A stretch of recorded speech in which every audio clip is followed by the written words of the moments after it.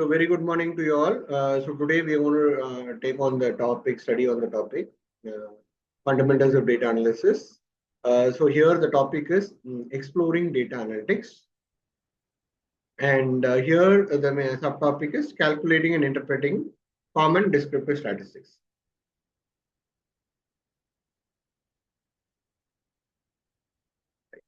So you can see from this particular diagram below. So there is actually a two-dimensional graph here is been there. So there are two variables. One is on the x-axis and one is on the y-axis. And you can see a lot of points being plotted with respect to these two variables, one on the x-axis and y-axis, right? Now, this particular diagram is actually being done to illustrate the concept of dispersion or variability. So dispersion or variability is nothing but with respect to the mean value in a data set, how are the other points when compared to the mean value of the data set, how are they different from the mean of the data set? So whether they are actually very far away from the mean point, they're very close to the mean point. Now suppose we have a conditions of a data set where there are a lot of points, the data points are very clear to the mean, then we'll have a lot of clustering around the mean, a lot of concentration around the mean. Then if the data points are very, very far away from the mean, then what happens then? The dispersion or the spread is more. So fundamentally, we need to understand the dispersion or variability are the same, and we are measuring using it the concentration of the other data points around the mean of the data set. Now, if the concentration is very high, then we say the variability, degree of variability or dispersion is less. And when this concentration around the mean is very less and it is actually spread across, then we say the dispersion or variability is more. So the spread of the data is actually will determine the dispersion or variability of the data set. So this is the first point we need to clearly understand. So it is actually the spread of the data with respect to the mean of the data set. Now, having understood, this is one more visual image where you can see the concentration of data is very high in the center. Then as it goes to the left, you can see the scattering is very less, and the scattering is becoming even more less when you move towards the right. So this is a simple example where we understand how the data concentration is there, how spread is your data. So this is a basic understanding we need to have about the data set.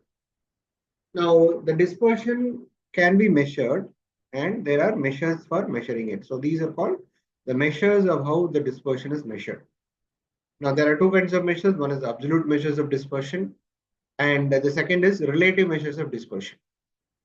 Now, these are the absolute measures of dispersion. These are the range, the quartile deviation, the mean deviation, the variance, and the standard deviation. So we have four measures to measure the absolute one.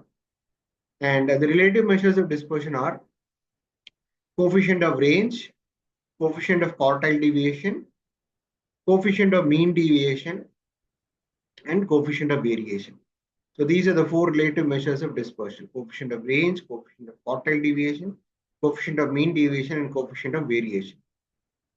And absolute measure of dispersion is, it basically gives you a very pure number, okay, like a kilogram, centimeter, rupees, etc.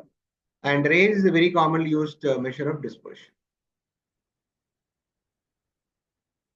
And range is actually the difference between the largest and the smallest observation in the data set.